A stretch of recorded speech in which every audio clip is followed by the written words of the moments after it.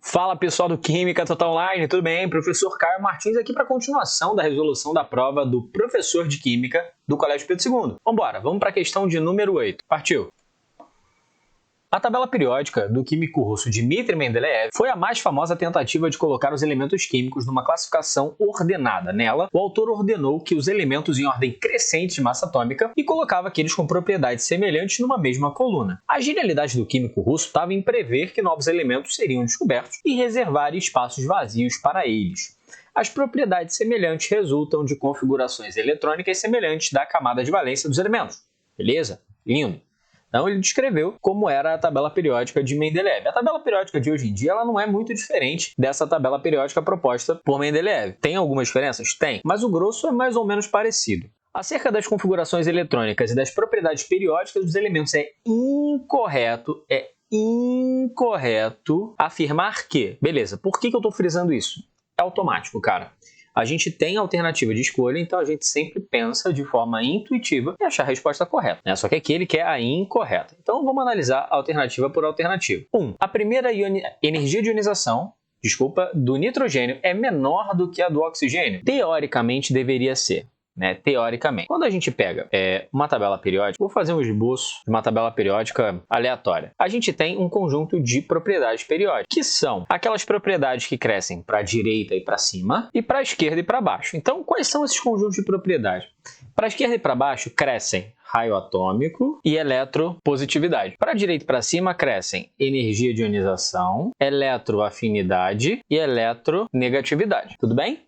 Então, se a gente fosse pela tendência natural das coisas, a gente marcaria essa questão como correta. Só que a gente precisa prestar atenção num ponto. A energia de ionização do oxigênio e do nitrogênio, elas são exceções em relação a essa regra normal das propriedades periódicas. Por quê? Por conta da distribuição eletrônica em orbitais desses caras. Então, quando a gente pega, por exemplo, o nitrogênio, N7, e o oxigênio, 8, a gente tem 1s2, 2s2, 2p3. 1s2, 2s2, 2p4. Quando a gente solta isso para a distribuição em orbital, o que rola? Vou fazer a distribuição em nível energético, 1s2, 2s2, 2p3. Então, a gente tem a distribuição dos subníveis, S, S, P, Px, Py e Pz. Vamos fazer a distribuição. Um S2 emparelho o primeiro com spin mais meio, o segundo menos meio, mais meio, menos meio. Agora, aqui embaixo eu tenho para cima e para cima. Então, percebe que eu tenho uma certa simetria dentro dos orbitais 2p3, o que faz com que esse elemento tenha uma certa estabilidade que a gente não possui no oxigênio.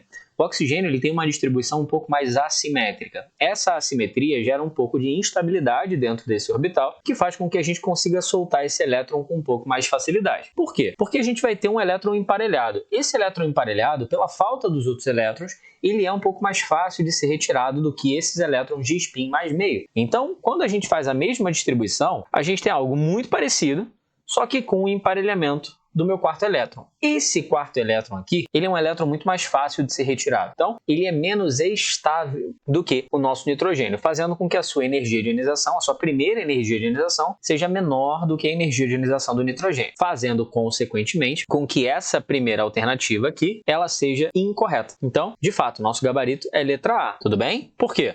Porque a primeira energia de ionização do nitrogênio, ela não é menor do que a do oxigênio, pelo contrário.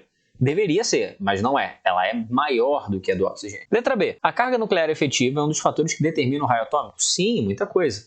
O que é a carga nuclear efetiva? A carga nuclear efetiva é a atração que é feita do próton em relação ao meu elétron. E aí, a carga nuclear efetiva, que a gente pode chamar de ZF, a carga nuclear efetiva, ela é igual ao número de prótons menos a blindagem eletrônica. Essa blindagem eletrônica aqui, a gente calcula através do que a gente chama de regra de Slater. Isso daqui é o cálculo que a gente usa para ver a blindagem eletrônica. D. A configuração eletrônica do cobre é argônio, ele usou o cerne do gás nobre, 3d10, 4s1. Cara, olha só, a gente tem aqui um orbital incompleto, Teoricamente não deveria ser assim, porque é 4s e 3d. Só que a gente sabe que o comportamento dual dos elétrons faz com que esses elétrons eles se interpenetrem quando tratados como onda. Só que a gente tem uma mudança, a gente poderia ver o diagrama de Ritz-Sutter tranquilamente para poder entender como funciona essa interpenetração dos orbitais, né? A gente vê certinho os elétrons alfa, que são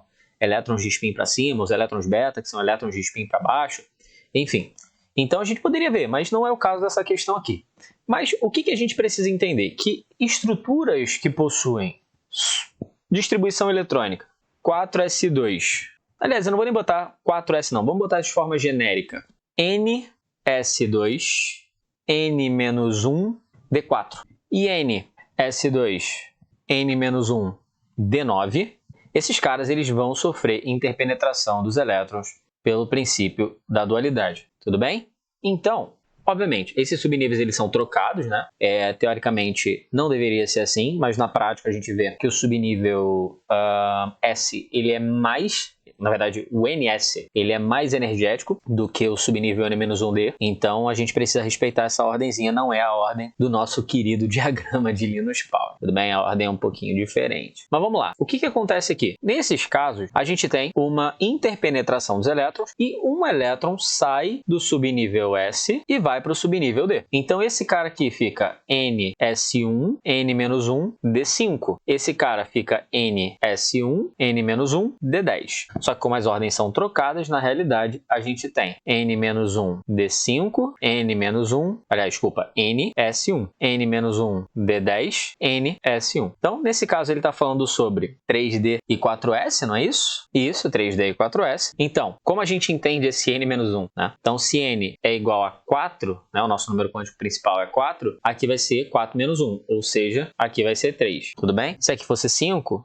N-1 seria 4, e assim sucessivamente. Só que quando a gente vê o cobre, vamos na tabela periódica aqui, o cobre ele tem elétrons igual a 29. Então vamos fazer a distribuição eletrônica desse cara. Então, cobre 29, é isso? Então vamos lá. 1s2, 2s2, 2p6, 3s2, 3p6, 4s2, 3d, vamos lá, 2, 4, 10, 12, 18, 20, d9, tudo bem? Então, percebe, S2, d9, a gente tem lá o salto dos elétrons. Então, isso daqui não é dessa forma. A gente tem, na realidade, 4s1, 3d10. Só que lembra, inverte. Então, o que a gente tem é 3d10, 4s1. Qual é o gás nobre que a gente pode usar, né? Terminou em P6, a gente já tem um gás nobre, então a gente pode usar o nosso gás nobre até aqui. 2, 4, 10, 12, 18. Né? Então, quando a gente olha a tabela periódica, a gente vê que o gás nobre de número atômico 18 é o argônio. Então, de fato, a gente pode usar o cerne do gás nobre com o argônio, ou seja, antes do 3D10, 4S1, a gente tem argônio, ou seja, bate certinho com o que ele deu para a gente na letra D, só confirmando de fato que o nosso gabarito é letra A. Então, meu povo, dessa forma a gente finaliza a nossa questão de número 8 na nossa prova do CP2 e aí a gente vai no próximo vídeo fazer a próxima questão. Valeu? Segura aí. Até mais. Tchau, tchau.